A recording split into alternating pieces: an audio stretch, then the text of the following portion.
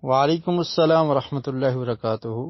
یہ نماز جنازہ میں سورہ فاتحہ پڑھنا، اس کی دلیل صحیح البخاری میں اور اس روایت کا نمبر ہے 1335۔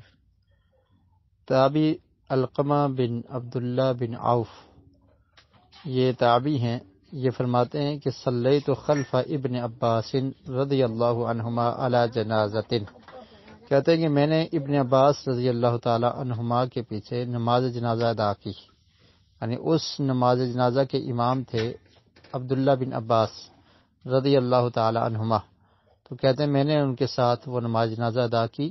فقرأ بفاتحۃ الکتاب، تو آپ نے سورہ فاتحہ کو پڑھا، اور اس سے یہ بھی ثابت ہوتا ہے کہ انہوں نے سورہ فاتحہ کو بلند آواز سے پڑھا تھا، تو لہذا بلند آواز سے بھی قرأت کرنا نماز جنازہ میں یہ درست اور ثابت ہے۔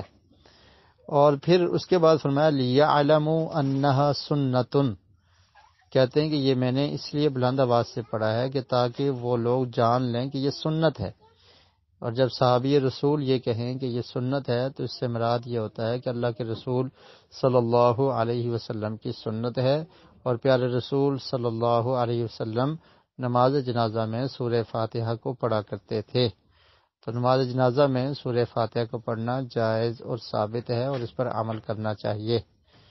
اور باقی رہی بات یہ کہ نماز جنازہ کی جو تکبیرات ہیں ان میں رفع الیدین کرنا، یعنی ہاتھوں کو اٹھانا جب آپ اللہ اکبر کہیں گے، تو یہ عمل بھی ثابت ہے صحابہ کرام سے، تابعین اعظام سے۔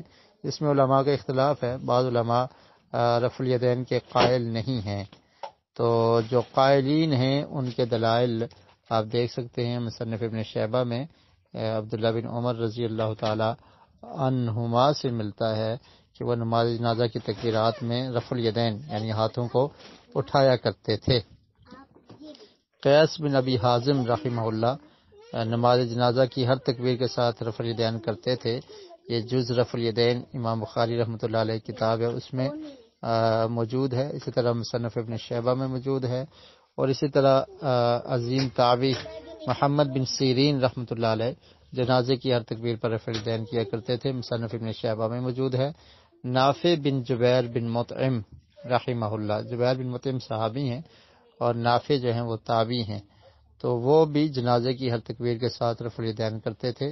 جز رفع الیدین امام بخاری رحمۃ اللہ علیہ کتاب ہے اور حسن سند کے ساتھ ہے۔ امام مکحول یہ بھی تابعی ہیں رحمہ اللہ، جنازے کی ہر تکبیر کے ساتھ رفع الیدین کرتے تھے۔ امام زہری رحمۃ اللہ علیہ جنازے کی ہر تکبیر کے ساتھ رفع الیدین کرتے تھے۔ حسن بصری رحمۃ اللہ علیہ جنازے کی ہر تکبیر کے ساتھ رفع الیدین کیا کرتے تھے۔ واللہ اعلم بالصواب۔